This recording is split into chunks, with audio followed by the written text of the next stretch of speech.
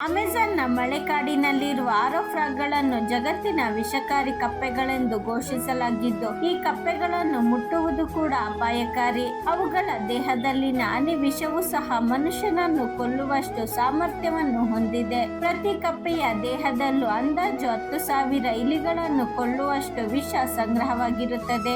ಡೆಂಟ್ರೋಬೇಟ್ ಸ್ಟಿನ್ಕೋರಿಯಸ್ ಎಂಬ ವೈಜ್ಞಾನಿಕ ಹೆಸರುಳ್ಳ ಡೆಂಟ್ರೋಬೇಟಿಡೆ ಕುಟುಂಬದ ಉಭಯವಾಸಿ ಪಂಗಡದ ಈ ಕಪ್ಪೆಗಳು ಸದಾಕಾಲ ತೇವಾಂಶವುಳ್ಳ ಜಗ್ಗು ಪ್ರದೇಶವನ್ನು ಇಷ್ಟಪಡುವಂತಹವುಗಳಾಗಿದ್ದು, ಹೆಚ್ಚಾಗಿ ಮಧ್ಯ ಹಾಗೂ ದಕ್ಷಿಣ ಅಮೆರಿಕಾದ ಮಳೆ ಬೀಳುವ ಕಾಡುಗಳಲ್ಲಿನ ಕೆಸರು, ತಗ್ಗು ಪ್ರದೇಶ ಹಾಗೂ ಕೊಳಗಳಲ್ಲಿ ಕಂಡುಬರುತ್ತವೆ. ಉಷ್ಣವಲಯದ ಬೊಲೊಯಾ, ವೆನೆಜುವೆಲಾ, ಫ್ರೆಂಚ್ ಗಯಾನಾ, ಪೆರು, ಪನಾಮಾ ಪ್ರದೇಶಗಳಲ್ಲಿ ಕಾಣಸಿಗುತ್ತವೆ. ಹೆಚ್ಚಾಗಿ ನೆಲಕ್ಕೆ ಅಂಟಿಕೊಂಡೇ ವಾಸಿಸುವ ಇವು ಕೆಲವೊಮ್ಮೆ ನೆಲದಿಂದ 10 ಮೀಟರ್ಗಳಷ್ಟು ಎತ್ತರದವರೆಗೂ ಮರಗಳನ್ನೇರಿ ಕೀಟಗಳನ್ನು ಬೇಟೆಯಾಡುತ್ತಿರುತ್ತವೆ. ಸಾಕಷ್ಟು ಸಣ್ಣ ಗಾತ್ರದ ಈ ಕಪ್ಪೆಗಳು 1.5 ಸೆಂಟಿಮೀಟರ್ ನಿಂದ 6 ಸೆಂಟಿಮೀಟರ್ಗಳಷ್ಟು ಉದ್ದವಿರುತ್ತವೆ. ಇವುಗಳು ನೋಡಲು ಆಕರ್ಷಕವಾಗಿದ್ದು, ಹಳದಿ, ಕೆಂಪು, ಕೇಸರಿ, ನೀಲಿ, ಹಸಿರು, ಕಪ್ಪು ಮೈಬಣ್ಣದಿಂದ ಕೂಡಿರುತ್ತದೆ. ವಿಶೇಷವೆಂದರೆ ಇವುಗಳ ಮೈಬಣ್ಣದ ಗಾಢತೆ ಹೆಚ್ಚಿದಷ್ಟು ಅವುಗಳು ಹೆಚ್ಚು ವಿಷಕಾರಿ. ತನ್ನ ಮೇಲೆ ದಾಳಿ ಮಾಡಲು ಪ್ರಯತ್ನಿಸುವ ಶತ್ರುಗಳಿಗೆ ಇದು ತನ್ನ